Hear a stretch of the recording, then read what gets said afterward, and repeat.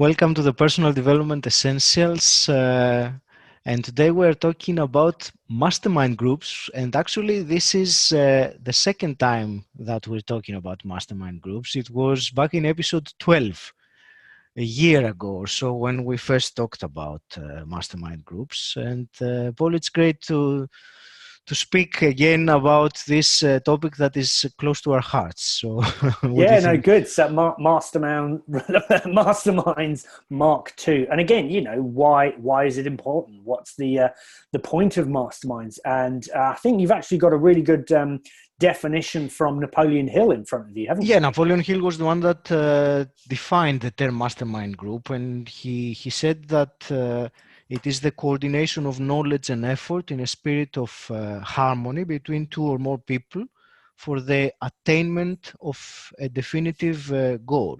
Actually, Napoleon Hill, in his book Think and Grow Rich, he described the 13 principles of personal achievement. And one of those 13 principles was mastermind groups. And that's why it is so important. It is not something, and even though it is not necessarily very well known, it is one of the biggest pillars in personal achievement and success. And you've touched on a really good point there. And for anyone listening, one of the reasons why masterminds are so important, just to kind of give you an idea, I mean, we have in our minds what we know, what we think we know, and then there is also what we don't know. And in actual fact, what you don't know is more important to helping you achieve your goals because you don't know it yet. So you need to get the answers to your questions if you want to level up your life and ask better questions. And how do I move forward? How do I close the gap between where I am and where I want to get to? And it's like that saying, any fool can learn from experience, but to be able to learn from other people's experiences, how you kind of level up and make those quantum leaps. It's like that wonderful phrase, Newtonian phrase, standing on the shoulder of giants. And in actual fact, this is what human societies do, and this is all about social evolution. We're constantly building upon previous levels of knowledge.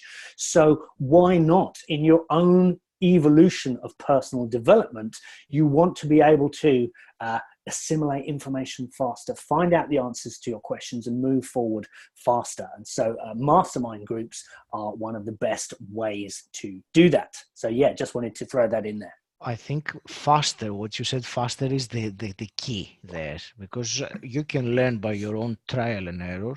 Exactly. But why do that? Why take years to achieve something that you could condense other people's knowledge, experience, contacts, resources, and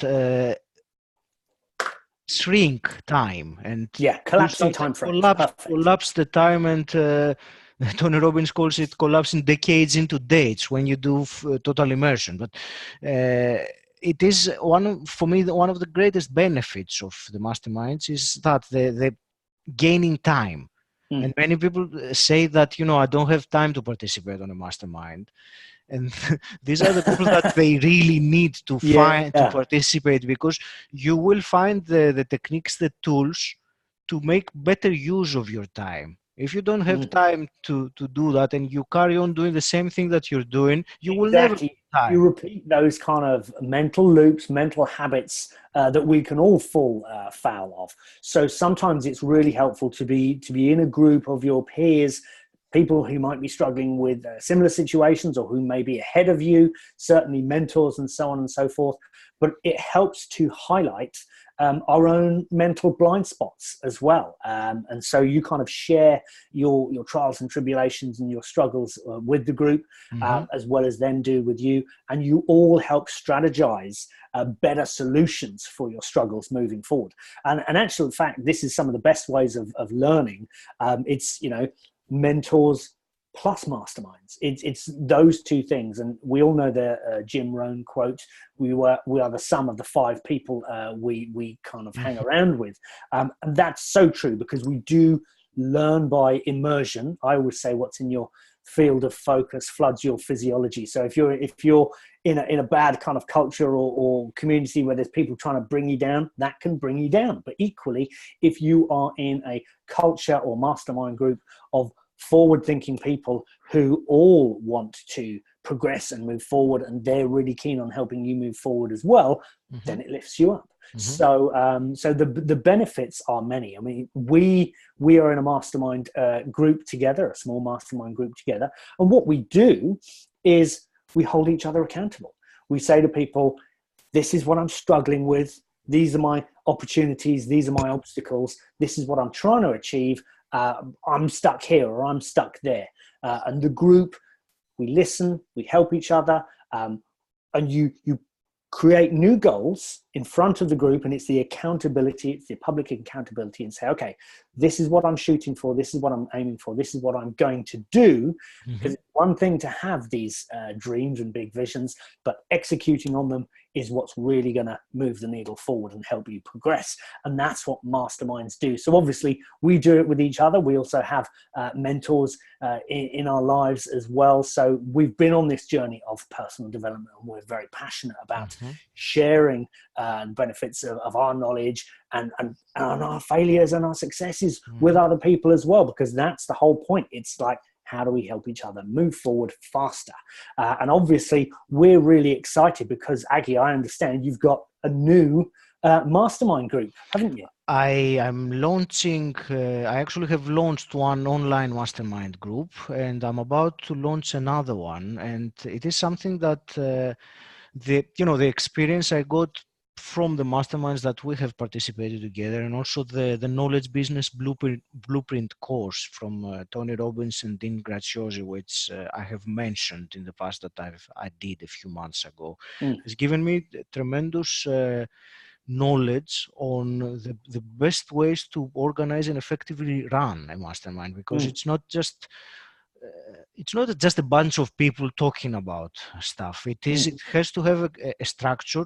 It has to have accountability that you mentioned.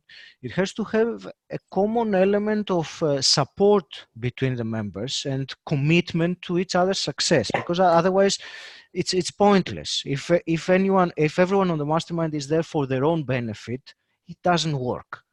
Everyone has to be committed to all the group's success, and touching on the benefits that you said earlier. And one for me that is one of the most important ones is those insights that happen during a mastermind that someone that has never participated probably won't be able to understand. It's when this aha moment, this breakthrough, those little epiphanies which happen out of seemingly nowhere, and you say, whoa, where did that idea come from? And that really has the potential to move your life or your business or your health, whatever challenges it that you have in, to completely a new direction. And we have talked about this podcast being a result of an aha moment that started during a mastermind session. So there are insights, breakthroughs, and that's incredible.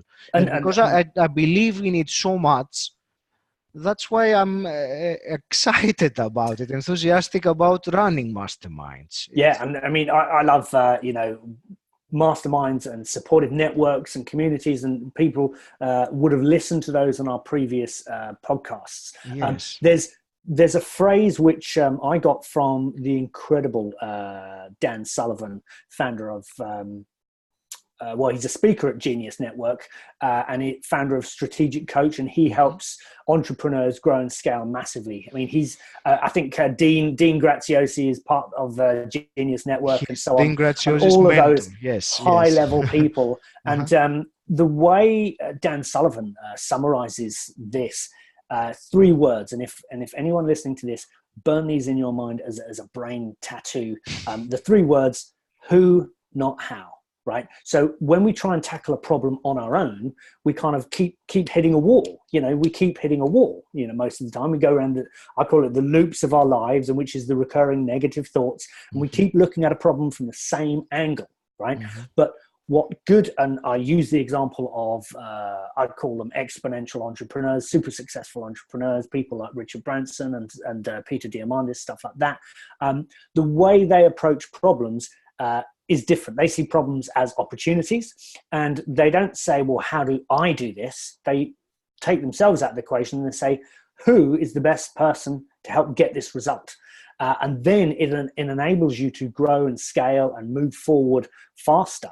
Whereas most of us think in a linear fashion. You know, how do I do this? And we see the distance between where we are and where we want to get to as just like massive. But it's almost like, and I keep saying this, we live in a golden age of information and opportunity. It's almost like linear thinking is kind of broken. You know, you will be forever stuck if you keep looking at things in a purely linear fashion.